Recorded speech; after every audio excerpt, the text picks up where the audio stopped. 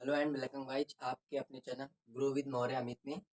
आज हम टॉपिक 12 और 13 को एक साथ करने वाले हैं परमाणु तथा नाभिक में, क्योंकि इस चैप्टर में जो भी है आज हम एक दोनों चैप्टर्स को एक ही में जितने भी इम्पोर्टेंट क्वेश्चन है सब करने वाले हैं। और आप लोग को इंग्लिश का पेपर है, आप इंग्लिश पढ़ते रहिए क्योंकि इम्पोर्टेंट आपका जो सब्जेक्ट है हर सब्जेक्ट इम्पोर्टेंट होता है। तो आप फिजिक्स को आप आधा घंटा 1 घंटे पढ़ते रहिए, लेकिन आप साथ में बाकी जो सब्जेक्ट्स हैं उनको भी तो आज हम पढ़ने वाले परमाणु तथा नाभिक के मोस्ट इंपोर्टेंट क्वेश्चन में। तो सबसे पहला क्वेश्चन इसको हमने जो लिया है वो है बोहर का परमाणु मॉडल।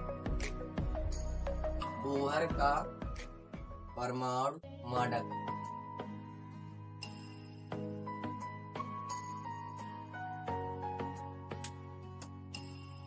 तो सन 1913 में क्या हुआ था कि सन 1913 ईस्वी में ये जो नील बोर थे, प्रोफेसर नील बोर, इन्होंने क्या किया था कि रदरफोर्ड के सिद्धांत को प्लैंक के क्वांटम सिद्धांत से संशोधित किया। प्लैंक के क्वांटम सिद्धांत से संशोधित किया था। इन्होंने माना कि मान लो कि ये कोई नाभिक है और इसके चारों ओर एक इलेक्ट्रॉन, कोई एनवी कक्षा, उस पर कोई इलेक्ट्रॉन वी एन वेग से चक्कर लगा रहा है। इसकी त्रिज्या मान लेते हैं आर एन है। अगर ये इलेक्ट्रॉन है तो अगर ये चक्कर लगा रहा है तो इसका कोई कोणीय संवेग होगा। तो कोणीय संवेग m v n r n बराबर एन इंटू एच अपान 2। अब यहाँ पे v क्या है, एन वी कक्षा में वेग, r क्या है त्रिज्या, और एन एच अपान 2 पाई। n क्या है नंबर, किस नंबर का, कक्षा का नंबर, और h क्या है प्लैंक्स कांस्टेंट है, और 2 पाई तो कांस्टेंट है। अब दूसरी चीज, अगर ये गति कर रहा तो इस पे एक फोर्स लग रहा होगा, कौन सा, वैद्युत बल Fe।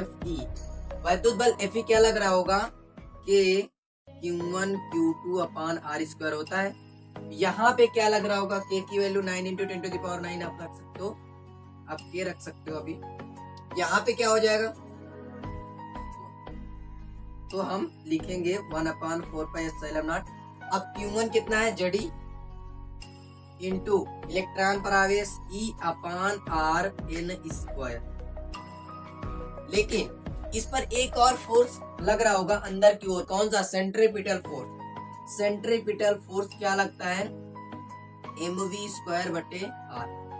देखो एक अंदर की ओर अभिकेंद्र त्वरण लग रहा होगा, उसकी वजह से अभिकेंद्र बल लगेगा mv स्क्वायर बटे r, और क्योंकि ये घूम रहा है इसलिए संतुलन के लिए क्या होना चाहिए, दोनों फोर्स बराबर होने चाहिए। तो Fe बराबर Fc, तो अगर Fe बराबर Fc होने चाहिए तो 1 upon 4 pi epsilon naught z e square upon r n square बराबर mv स्क्वायर बटे आर एन, और यहाँ पे भी वी एन रहेगा क्योंकि एनवी कक्षा का वेग, एनवी कक्षा पर जो इलेक्ट्रॉन है उसका वेग वी एन है, ये त्रिज्या है एनवी कक्षा की आर एन। अब हमें समीकरण 1 ये मिल गया था, समीकरण 2 ये मिल गया, क्या लिखेंगे समीकरण। अब देखो क्या करना है कि हमें एक चीज का ध्यान देना है कि यहाँ पे आप इसको इधर लिख सकते हो या इसको इधर लिख सकते हो। जब भाग देखते वक्त यही ध्यान रखेंगे कि इसको हमें जब भाग देना है तो इधर साइड और इसको इधर साइड रखना है। हम इसको लिख देते हैं एक बार, mv स्क्वायर बटे आर एन बराबर 1 upon 4 pi epsilon naught z e square upon r n square. समीकरण इसको 2 मान लेते हैं। अब भाग देते हैं, तो समीकरण 2 में हम किसका भाग दे रहे हैं, समीकरण 1 का स्क्वायर करके, स्क्वायर करके मतलब क्या है, इसका पहले वर्ग करेंगे तब इसमें डिवाइड करेंगे। तो यहाँ हो जाएगा mv स्क्वायर बटे आर एन, इधर है 1 upon 4 pi epsilon naught z e square upon r n square. अब इसका वर्ग करो तो क्या हो जाएगा, m square v n square r n square बराबर एन स्क्वायर एच स्क्वायर बटे 4 पाई स्क्वायर। अब जो आपसे कट रहा है वो आप काट सकते हैं। तो यहाँ पे कट क्या रहा है, तो यहाँ से वी एन स्क्वायर से v n square cancel out हो जाएगा, एक एम से एक एम कैंसिल आउट हो जाएगा, यहाँ से 4 कैंसिल आउट हो जाएगा, पाई से पाई कैंसिल आउट हो जाएगा और यहाँ बचेगा, ऊपर तो कुछ नहीं बचा, 1/RN into M into RN square बराबर, यहाँ पे क्या बचेगा, ZE square upon RN square और साथ में यहाँ पाई भी है और नीचे है N स्क्वायर H स्क्वायर। अब यहाँ से RN स्क्वायर कैंसिल आउट हो जाएगा और यहाँ से अब हम RN की वैल्यू कैलकुलेट करेंगे तो RN बराबर क्या आ जाएगा, देखो RN इधर तो नीचे आ जाएगा तो बचेगा क्या, ZE स्क्वायर, ये ऊपर जाएगा तो N स्क्वायर H स्क्वायर और साथ में क्या बचा, ये एप्सिलॉन नॉट बचा था तो ये यहाँ पे एप्सिलॉन नॉट, तो N square H square epsilon not upon pi MZE square, ये हमारी क्या है, त्रिज्या, यही है बोहर त्रिज्या। तो सबसे पहले बोहर का परमाणु सन 1913 में जो नेल बोर थे, मैंने लिखा नहीं है क्योंकि आप उसको पढ़ सकते हैं, आपको ये आना चाहिए कैलकुलेशन और साथ में आपको वो तो याद करना ही पड़ेगा जो मैं बोल रहा हूँ कि सन 1913 ईस्वी में प्रोफेसर नील बोर ने रदरफोर्ड के सिद्धांत, जो रदरफोर्ड का मॉडल था उसमें क्वांटम सिद्धांत से क्या किया, उसको संशोधित किया। अब फिर उन्होंने माना कि मान लो कि एक परमाणु है, उससे r दूरी पर एक इलेक्ट्रॉन है और वो vn वेग से nv कक्षा पे क्या चल रहा है nv कक्षा पे vn वेग से गति कर रहा है। अगर vn वेग से गति कर रहा है तो इनके बीच में दो फोर्स लग रहे हैं, एक सेंट्रीफ्यूगल फोर्स अंदर की ओर केंद्र की ओर अभिकेंद्र बल, और दूसरा बल किधर की ओर लग रहा होगा, दूसरा बल ऐसे लग रहा होगा, कौन सा फोर्स, विद्युत बल। तो विद्युत बल लग रहा होगा दोनों, अगर ये घूम रहा है तो इस कंडीशन में कभी घूमेगा जब दोनों बल बराबर होंगे। अगर दोनों बल बराबर हो गए तो एम स्क्वायर बटे RN बराबर 1/4 z square upon r square, समीकरण 2। अब दोनों, जो पहला था कौन सा कि एनवी कक्षा में जो कोणीय संवेग होता है वो कितना होता था, MVN RN बराबर NH/2 दोनों का स्क्वायर करके जब डिवाइड करेंगे तो RN मिल जाएगा N square H square epsilon not upon pi MZE square, ये हमारा RN की वैल्यू आ जाती है। अब अगर हमें VN कैलकुलेट करना है यानी वेग, अगर RN हम निकालोगे तो ये N स्क्वायर बाई जेड और साथ में 0.528 इंगस्ट्रॉन,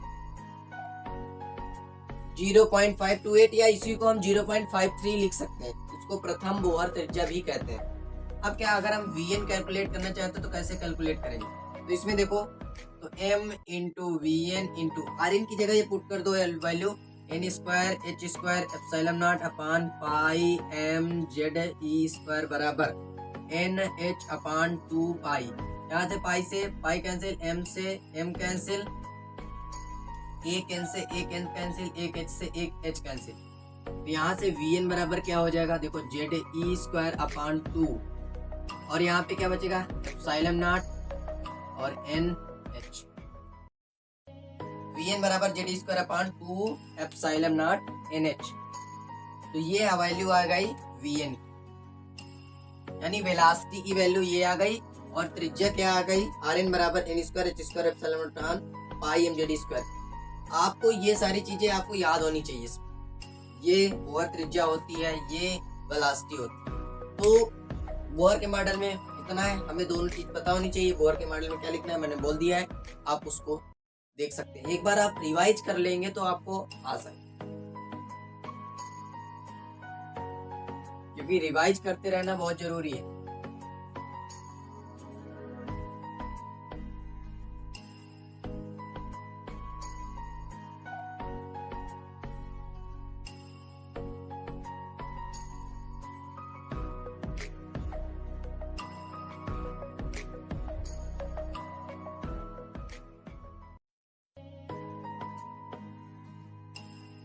और एक अनाउंसमेंट ये है कि आपको 21 तारीख से जो भी बच्चे क्लास 9th में हैं उनके लिए उनके फिजिक्स का जो टॉपिक है वो शुरू हो जाएंगे 21 तारीख से, और क्लास 12th के बच्चों के लिए जो मोस्ट इम्पोर्टेंट न्यूमेरिकल्स हैं उनके लिए हम अभी वीडियो लेके आएंगे, और जो क्लास 11th में बच्चे हैं उनके लिए भी शुरुआत से उनकी फिजिक्स स्टार्ट हो जाएगी 21 तारीख से।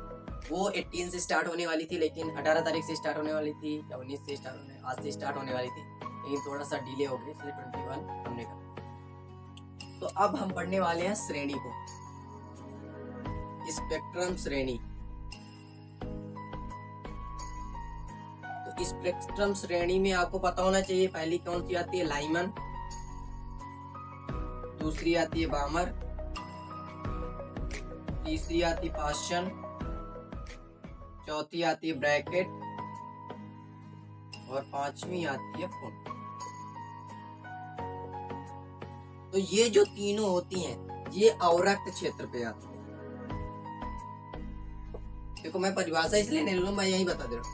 पाश्चन श्रेणी अवरक्त क्षेत्र में आती है, ब्रैकेट श्रेणी ये भी अवरक्त क्षेत्र में, फुंड श्रेणी ये भी अवरक्त क्षेत्र में आती है, बामर श्रेणी ये दृश्य क्षेत्र में आती है और लाइमन श्रेणी पराबैंगनी क्षेत्र में आती है, पराबैंगनी क्षेत्र में आती है। इनके लिए जो फार्मूला होता है वो होता है 1/λ बराबर r कोष्टक पे 1/n1 स्क्वायर माइनस 1/n2। ये फार्मूला होता है।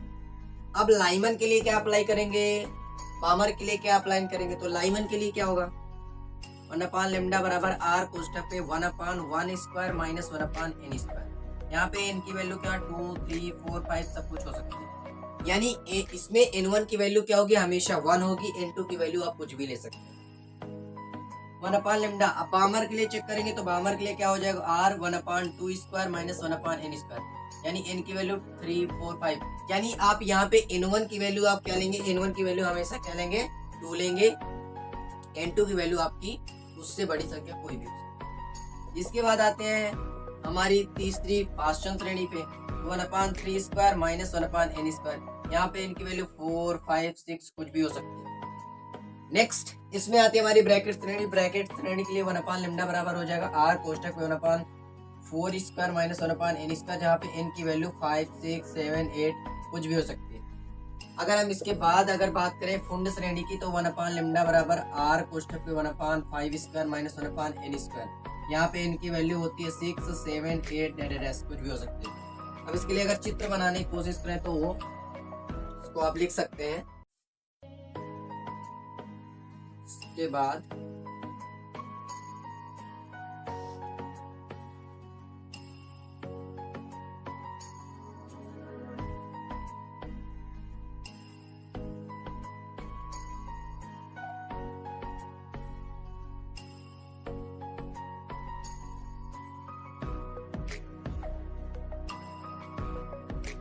जैसे first, second, third, fourth, fifth, sixth, एक और बना ले 7। तो लाइमन श्रेणी है, सबसे एक एक श्रेणी आ रही है। अब दूसरे में क्या होगा, यहाँ से लाएंगे, फिर यहाँ से इस वाले में, फिर तीसरी से, फिर चौथी से, पांचवी से, छठवीं से, फिर इसमें 1, 2, 3, 4 and 5। इसमें अगर देखोगे तो 1, 2, 3, 4, 2 हो गया, 3 हो गया एंड 4। इसके बाद आएंगे इसमें 1, 2 and 3। तो इसको हम बोलते क्या है, लाइमन। n बराबर 1, n बराबर 2, n बराबर 3, 4, 5, 6, 7 यहाँ लाइमन हो गया, ये बामर हो गया, ये पाश्चन हो गया, ये ब्रैकेट हो गया और ये फुंड। तो ये स्पेक्ट्रम श्रेणी होती है। तो ये आपके इनके फार्मूले आ सकते हैं, यहाँ से आप इनको लर्न कर लीजिए। इसके बाद आपने पढ़ा होगा, मैं कार्ड में बता देता हूँ कि ये शायद मेरे को नहीं लगता किसी को ना आते हैं, लगभग सबको आते हैं, समस्थानिक और संभारिक। तो समस्थानिक क्या होते हैं, समस्थानिक क्या होते हैं, तो दो ऐसे परमाणु जिनके क्या है, परमाणु क्रमांक समान है, परमाणु क्रमांक समान है और उनके जो द्रव्यमान संख्याएं अलग अलग होती हैं, उनको हम समस्थानिक कहते हैं। अगर हम कुछ उदाहरण की बात करें तो जैसे हाइड्रोजन के कुछ समस्थानिक 1s3, 1h2 हो गया, 1h1 हो गया, ठीक है, 1h1, 1h2, 1h3। Protium, deuterium and tritium, तो ये तीन होते हैं तो इनके देखो परमाणु क्रमांक क्या है, समान है, लेकिन इनकी जो द्रव्यमान संख्या है वो अलग अलग है। ऐसे को हम बोलते हैं समस्थानिक, ठीक है, समस्थानिक बोलते हैं। अगर हम बात करें कि इसके बाद दूसरा आता है संभारिक। संभारिक का मतलब क्या होता है? संभारिक का मतलब तो ऐसे परमाणु जिनके द्रव्यमान संख्या तो समान होती है, लेकिन जो परमाणु क्रमांक होता है वो अलग अलग होता है। तो वो परमाणु क्रमांक अलग अलग, जैसे मान लो 6C14 हो गया और 7N14 हो गया, यानी कार्बन 14 और नाइट्रोजन 14। कार्बन का 14, देखो परमाणु क्रमांक इनके अलग अलग है लेकिन द्रव्यमान संख्याएं सेम है। द्रव्यमान संख्याएं सेम है लेकिन परमाणु क्रमांक अलग अलग है, तो इसको हम बोलेंगे समभारिक। देखो अगर अब इसकी बात करें तो इसको हम सम प्रोटानिक भी बोलते हैं, इसको हम सम न्यूट्रॉनिक भी बोलते हैं। इसको सम प्रोटानिक बोलते हैं, इसको हम सम न्यूट्रॉनिक में न्यूट्रॉनों की संख्या सेम होती है। एक इसके बाद आता है सम न्यूट्रॉनिक। तो सम न्यूट्रॉनिक में क्या होता है, न्यूट्रॉनों की संख्या समान होती है। तो ये समभारिक, इसको सम प्रोटानिक और समस्थानिक बोलते हैं। इसके बाद एक सम न्यूट्रॉनिक आता है, उसमें क्या होता है, न्यूट्रॉनों की संख्या समान। इसके बाद अगर हम बात करते हैं नाभिकीय बल की, तो नाभिकीय बल क्या होता है? देखो नाभिक के अंदर, देखो नाभिकीय बल, नाभिकीय बल मैं सिर्फ रिवीजन करा रहा हूँ, इनको आप रिवाइज घर पे फिर से एक बार कर सकते हैं। नाभिकीय बल क्या होते हैं? देखो जितने भी जो नाभिक होता है, नाभिक के अंदर जो नाभिक होता है उसके अंदर प्रोटॉन और न्यूट्रॉन होते हैं। तो प्रोटॉन और न्यूट्रॉन को प्रोटॉन को बांधे रखने के लिए जो फोर्स लगता है उसको हम क्या बोलते हैं, नाभिकीय बल कहते हैं। और इसकी जो रेंज होती है, इसका जो परिसर होता है बहुत कम होता है, बहुत ही कम होता है, 10⁻⁻15 मीटर। तो ये क्या होते हैं, ये बहुत कम रेंज के होते हैं, यानी लघुपरासी होते हैं और बहुत ज्यादा प्रबल होते हैं, बहुत ज्यादा प्रबल होते हैं, लघुपरासी होते हैं। और ये क्या है, आकर्षण बल होते हैं। ध्यान रखना कौन से बल होते हैं, आकर्षण बल होते हैं, ठीक है। ध्यान रखना कि जब नाभिकीय बल की बात करेंगे तो आकर्षण बल होते हैं और ये बहुत सूक्ष्म के लिए काम करते हैं, जैसे 10⁻15 मीटर। इसके बाद अगर हम बात करें जो मोस्ट इम्पोर्टेंट में आता है, वो आता है रदरफोर्ड सोडी का नियम। रदरफोर्ड सोडी का नियम, तो रदरफोर्ड सोडी का नियम क्या है? तो रदरफोर्ड सोडी का नियम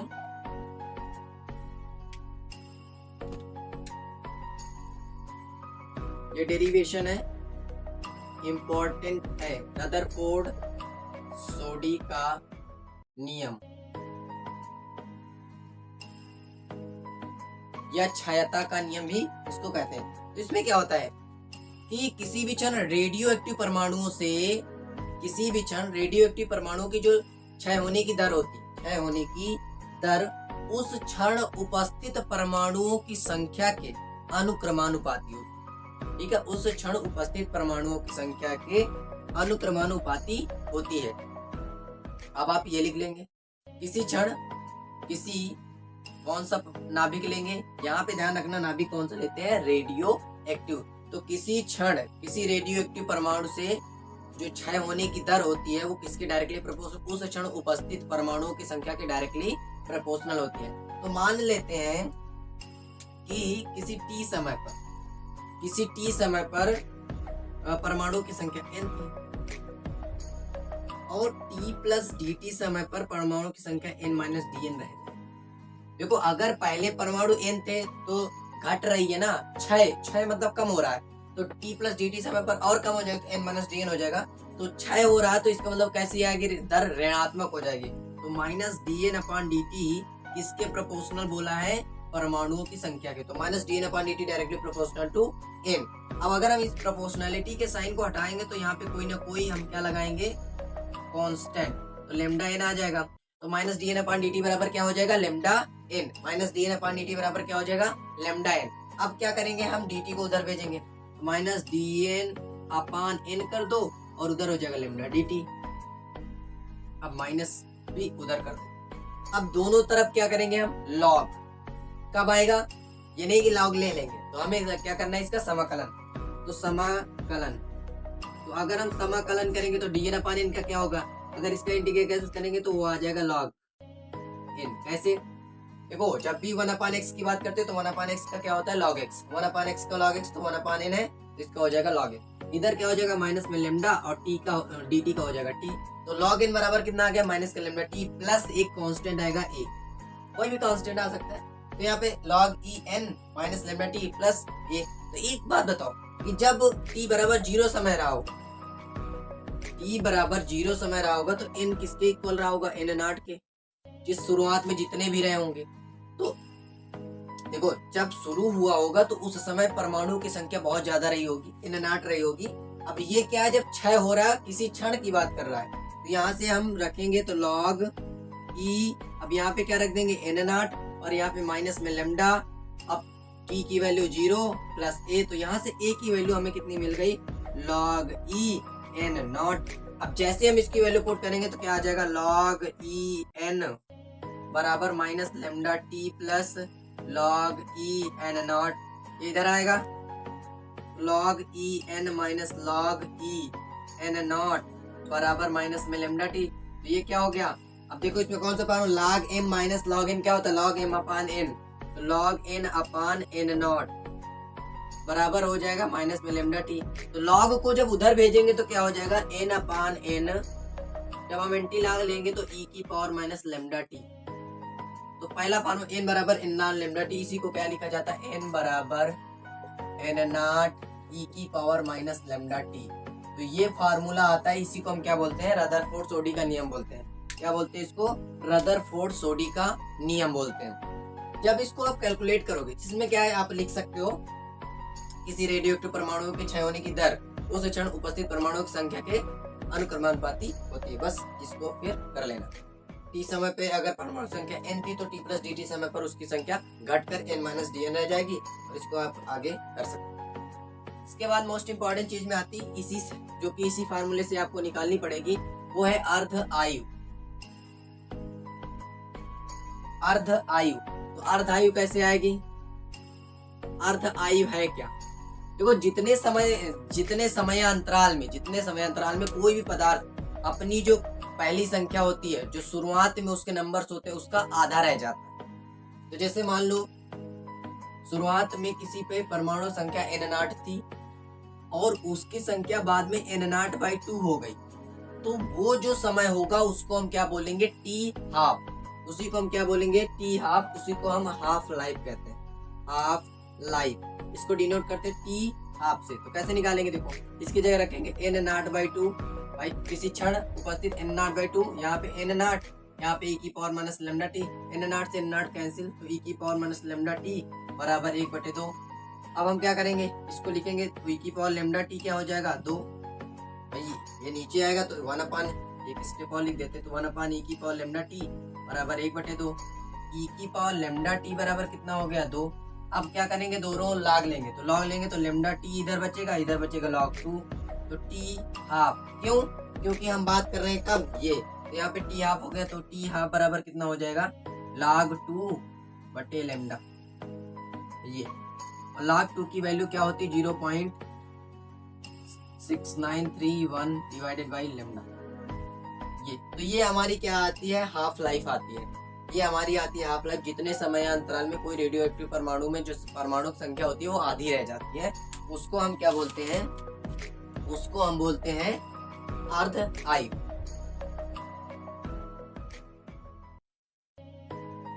एक आती है माध्य आयु, माध्य आयु बराबर होता है 1/, लेमडा।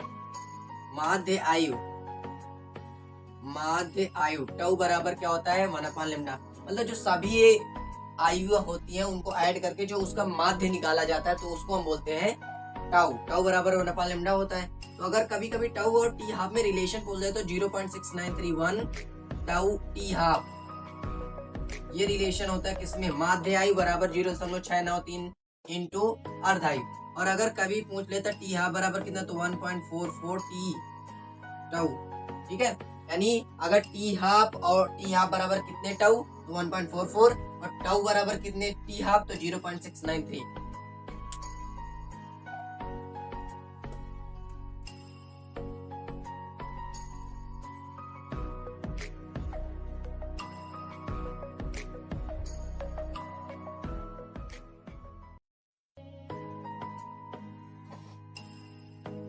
इसके बाद आते नाभिकीय विखंडन की प्रक्रिया। तो नाभिकीय विखंडन में क्या होता है, जब दो छोटे छोटे नाभिक में टूट जाता है, कोई नाभिक, मान लो कोई नाभिक था वो टूट गया, नाभिकीय, देखो वर्ड में आ रहा है नाभिकीय विखंडन, नाभिकीय विखंडन मतलब नाभिक का विखंडन हो रहा है। मान लो एक ये नाभिक था, ये दो भागों में टूट गया, तो ये क्या हो गया, नाभिक का विखंडन हो गया। नाभिक का विखंडन हो रहा है तो इसको हम क्या बोलेंगे, नाभिकीय विखंडन। यानी जब कोई नाभिक क्या होता है कि जिस पर न्यूट्रॉनों की बमबारी की गई तो उसकी वजह से क्या होता है, वो एक से ज्यादा टुकड़ों में टूट जाता है। एक तो खुद था, अब वो दो टुकड़ों में टूट गया, तो उसकी वजह से क्या होता है, नाभिक का विखंडन हो जाता है, तो उसको हम बोलते हैं नाभिकीय विखंडन।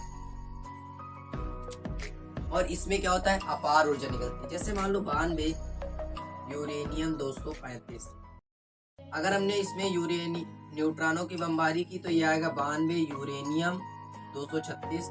फिर अब टूटेगा ये, अब टूटेगा कैसे, तो ये 56 बेरियम 142 प्लस 36 क्रिप्टन 92, 36 क्रिप्टन 89 लिख सकते हैं। देखो अगर 144 लिखोगे तो कई प्रकार से टूटता है, 3 4 इसके समीकरण, तो 56 B 144 plus 36 krypton 89 plus 3 neutrons और साथ में अपार ऊर्जा। ऊर्जा तो बहुत सारी निकलती है, बहुत सारी ऊर्जा निकलती है। इसके बाद अगर इसी की दूसरी अभिक्रिया क्या होती है, दूसरी अभिक्रिया क्या होगी, 56 BA 144 प्लस 36 क्रिप्टन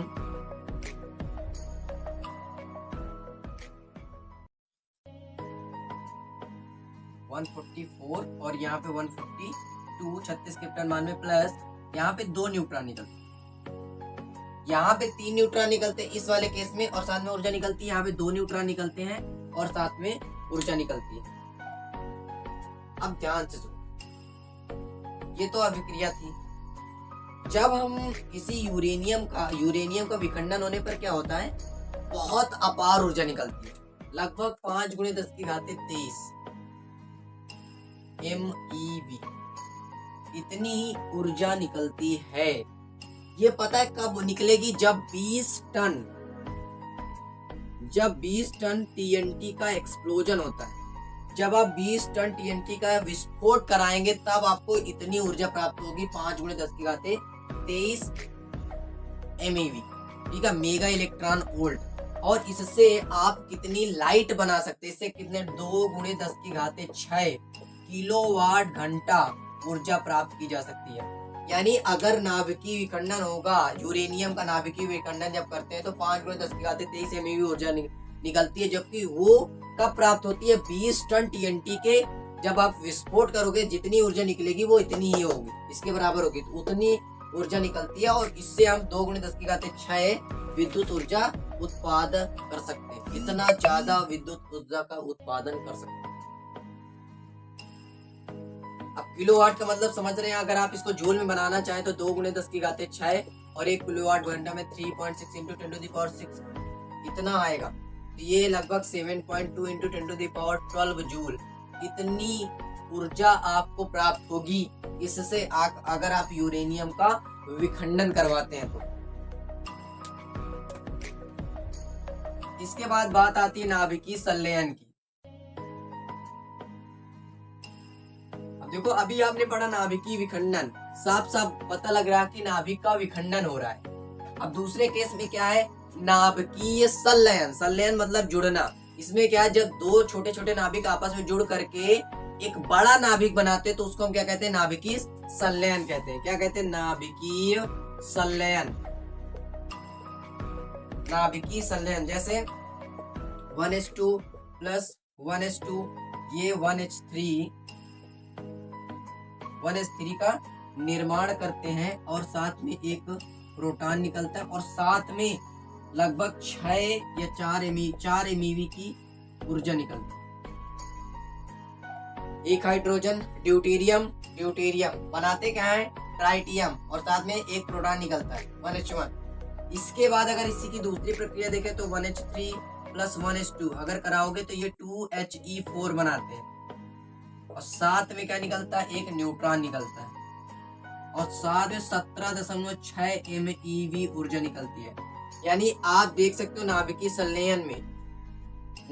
संलयन में ज्यादा ऊर्जा निकल रही छोटे छोटे नाभिकों से, जबकि यूरेनियम 235 से बहुत ज्यादा। तो ये ज्यादा खतरनाक है, जो कि सूरज में भी हो रहा है। नाभिकीय संलयन कहाँ पे हो रहा है? सूरज पे हो रहा है।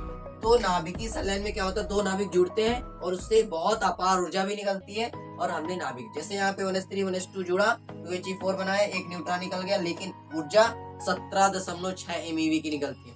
और यहाँ पे 1s2 + 1s2 कराया तो यहाँ पे 4 MeV की ऊर्जा। तो ये और इस केस में देखो ऊर्जा ज्यादा हो जाती है। तो इन दोनों टॉपिक से जो मोस्ट इंपॉर्टेंट क्वेश्चन थे हमने कर लिए हैं। अब एक टॉपिक और बचा है, वो नेक्स्ट वीडियो में खत्म हो जाएगा। और हमारी फिजिक्स के जो मोस्ट इंपॉर्टेंट क्वेश्चन थे, मोस्ट इंपॉर्टेंट डेरिवेशंस थे, उनको हम कर चुके हैं। और इसके लिए अगर आपने इस पूरी महाभारत सीरीज को देखा है तो आपको बहुत ज़्यादा फायदा मिलने वाला है। इसलिए इस वीडियो को आप देख रहे हैं तो आप लाइक कर दें और चैनल को सब्सक्राइब कर लीजिए, जिससे आपको मिलने वाली जो नोटिफिकेशन है वो सबसे पहले मिल जाए। और वीडियो को शेयर आप जरूर कीजिए, क्योंकि ये चैनल नया है, आप सपोर्ट कर सकते हैं। और thanks for watching this video.